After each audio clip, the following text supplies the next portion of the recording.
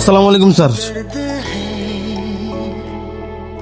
কি ব্যাপার, আপনি আমার দিকে মুখ ডাকছেন কেন? না স্যার, তেমন কিছু না। কিছু যদি নাই হয়ে থাকে মুখের থেকে আটটা সরান।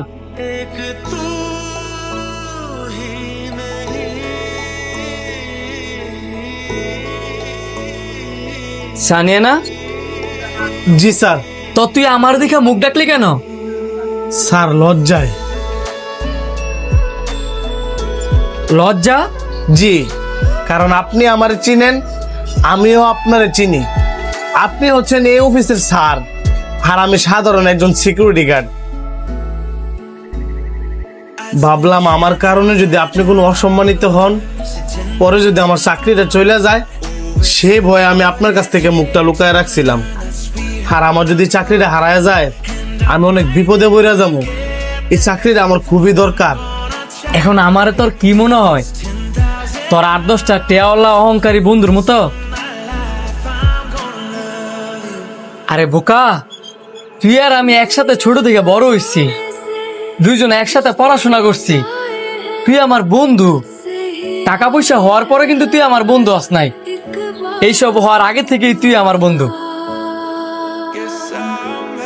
তুই কিভাবে ভাবলি যে তুই সিকিউরিটি গার্ডে চাকরি করস দেখিয়া আমি অপমানিত হমু বা নিজের ছোট মনে করমু? তারপরেও স্যার, বন্ধু আমরা বাড়িতে, অফিসে আপনি আমার স্যার আর আমি সিকিউরিটি গার্ড। কারণ আমি যদি আপনাকে এখানে নাম ধরে ডাকি, আপনার কলিগ যারা আছে সবাই এই বিষয়টা নিয়ে অনেক হাসাহাসি করবো। শোন বন্ধু, তুই আমার লাজ শরমের ভয় দেয়স না। আমি কিন্তু বংশগতভাবে বড় লোক না। আমি আমার এই জায়গাটা পরিশ্রম করে আসছি। কে হাসাহাসি করলো, কে এটা নিয়ে মজা লইলো, এসবের ভয় আমার তুই দেয়স না। বাকি সবারই তুই সার করে রাখলো, আমার আইতে যাইতে বন্ধু বলে ডাকবি। জি স্যার।